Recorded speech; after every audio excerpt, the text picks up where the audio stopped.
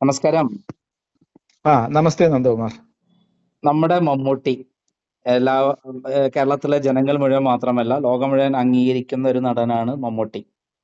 മമ്മൂട്ടി പല നമുക്കൊന്നും ചിന്തിക്കാൻ പറ്റാത്ത അത്രയുള്ള കഴിവുള്ള കഥാപാത്രങ്ങൾ അവതരിപ്പിക്കാറുണ്ട്. ഒരേ സമയത്ത് കുറെ ആളുകളെ ഇടിച്ച് തകർത്തുന്ന രംഗങ്ങളെ കാണാറുണ്ട്. ഇതൊക്കെ സിനിമയിലുള്ള രംഗങ്ങളാണ്. എന്നാൽ ഇപ്പോൾ അദ്ദേഹം വലിയൊരു വിവാദത്തിൽ വന്നിരിക്കുകയാണ്.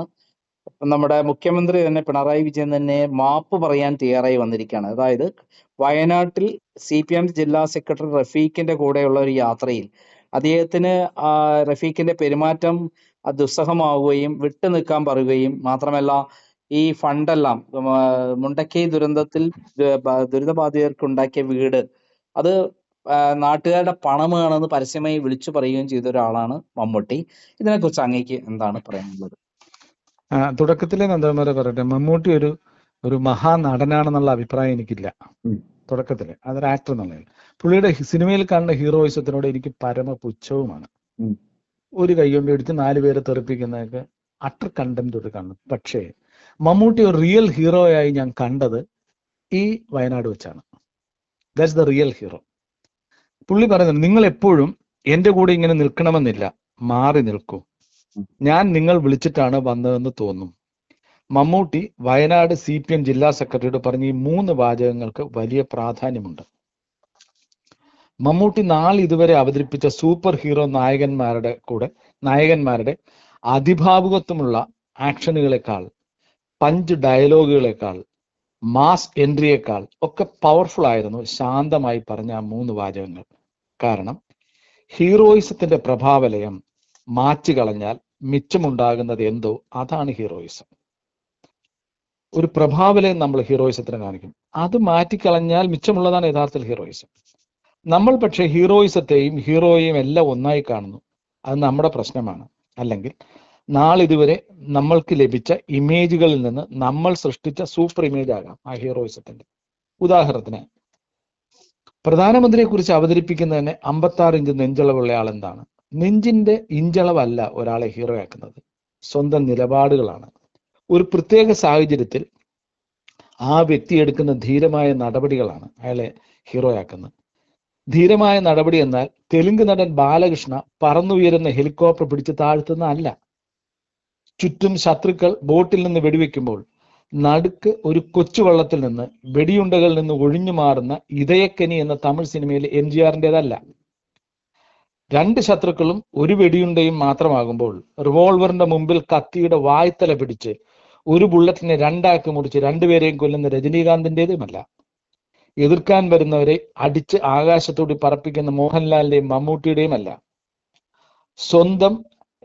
സ്വന്തം രക്ഷയോ കാത്തിരിക്കുന്ന കാമുകിയുടെ ജീവിതമോ കാണാതെ വെള്ളത്തിൽ വീണവരെ രക്ഷിക്കാൻ ശ്രമിച്ച് മരിക്കുന്ന എന്നുമെന്നും നിന്റെ മൊയ്തീനിലെ പൃഥ്വിരാജിൻ്റെതുമല്ല. ഹീറോയിസം ആരുടെ മുന്നിലും കൂസാതെ സ്വന്തം നിലപാടുകളെ വ്യക്തമാക്കുന്നതാണ്. അത് പൊടിപ്പും തൊങ്ങലുമില്ലാതെ.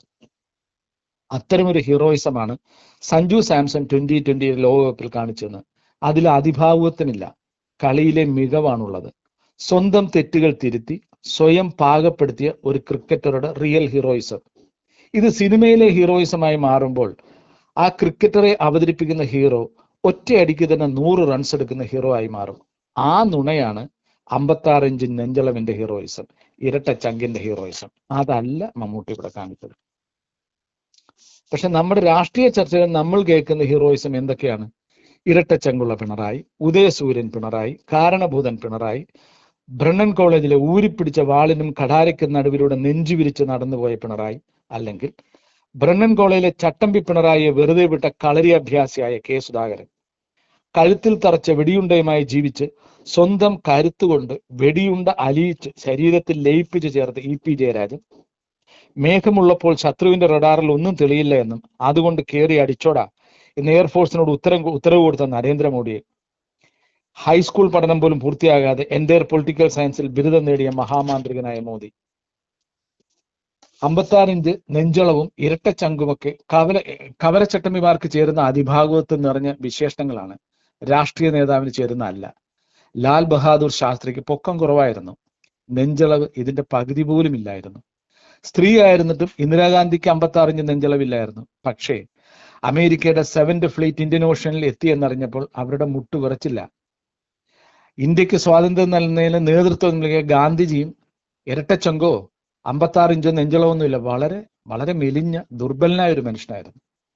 പാർട്ടി വിട്ടുപോയ TP ചന്ദ്രശേഖരനെ കൊത്തി നിറുക്കാൻ ഇരട്ടച്ചങ്കുള്ള ഗൂണ്ടയെ വേണമായിരിക്കാം.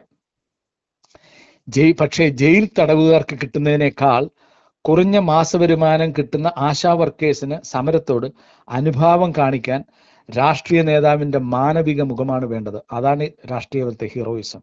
ആ മാനവിക മുഖം പക്ഷേ മോഹൻലാലിനെ കൊണ്ട് ഇന്റർവ്യൂ നടത്തുമ്പോഴുള്ള സൗമ്യ മുഖം കൊണ്ട് മാത്രം ഉണ്ടാകില്ല.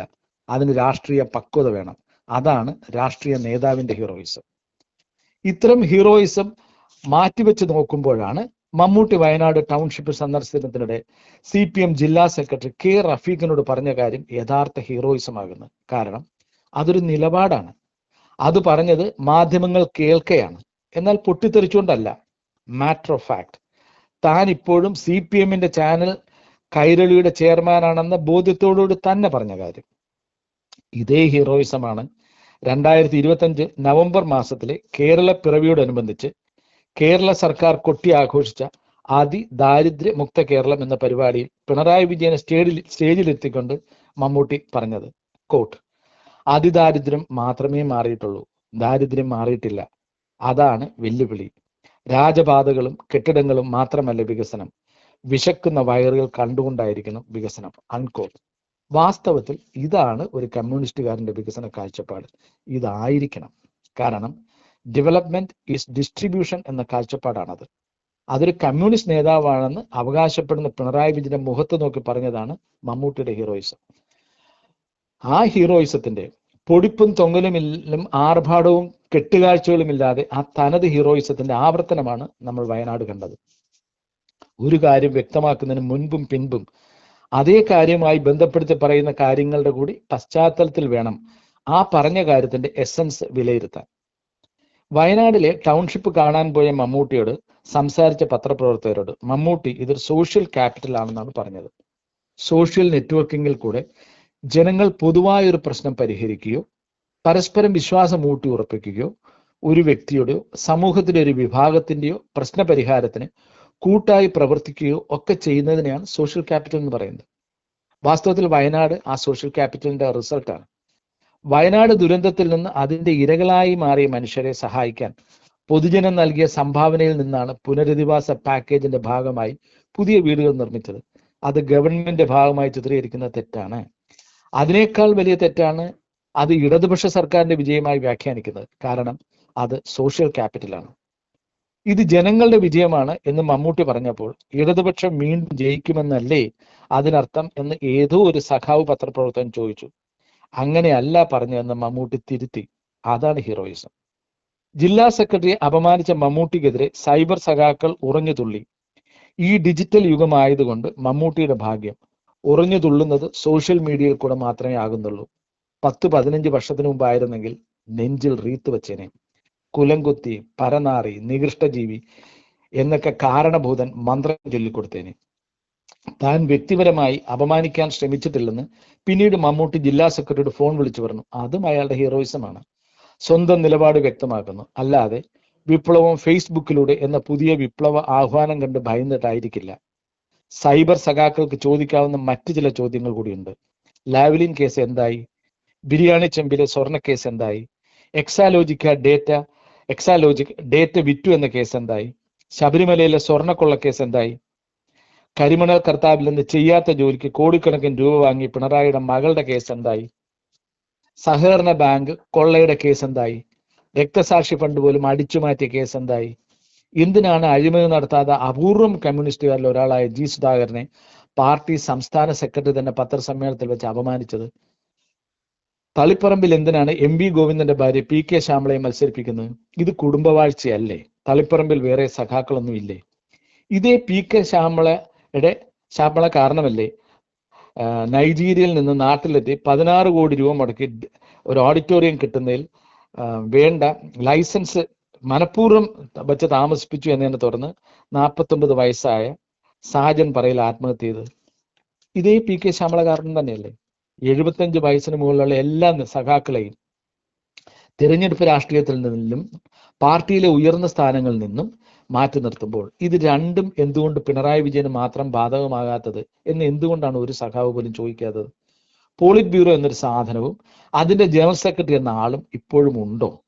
ഒരേ വീട്ടിൽ നിന്ന് തന്നെ 2 മന്ത്രിമാർ പിണറായിയും റിയാസും ആയിരിക്കുന്നതിൽ സർവ്വരാജ്യ തൊഴിലാളി സംഘടനയ്ക്ക് എന്തുകൊണ്ടാണ് യാതൊരു എളുപ്പം തോന്നാത്തത്?